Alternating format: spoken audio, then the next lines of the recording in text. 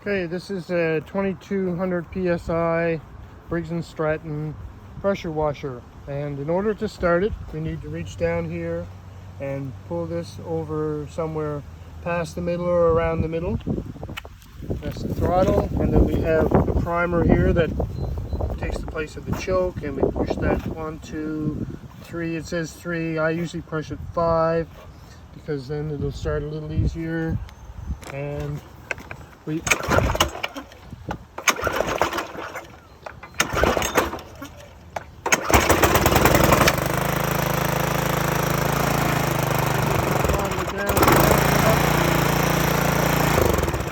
it down or throttle it up for how much pressure you want to use. And then we have the hose for the delivery of the high pressure, and take it down, and you just roll the it's got a kind of a bumper thing on the front of it which allows you to rotate it over so you can access the back of it a little better. And then when you are hooking up there, you look at this end of the hose and you'll see there's a little O-ring just right down inside there. That has to be there. Make sure it's there, and then you attach it to this place here.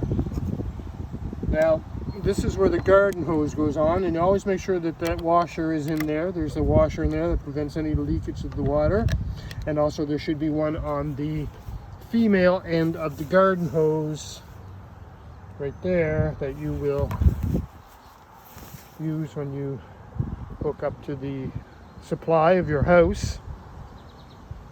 Make sure those washers are there. So then once you have all the hoses hooked up at the pressure washer, you take the wand or the gun, whatever you want to call it, and you attach the hose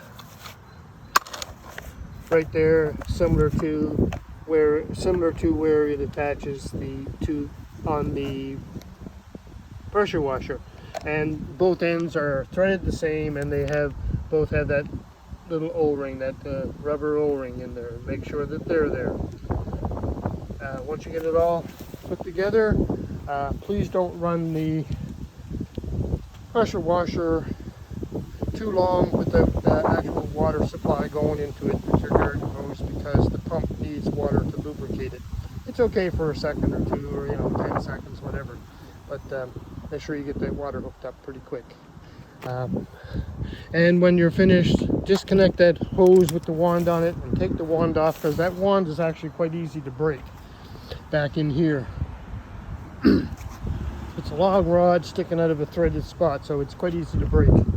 And back to the pressure washer, filling up the gas. Of course, that's pretty rudimentary. Yeah, that's good enough to get started there. You should be all set.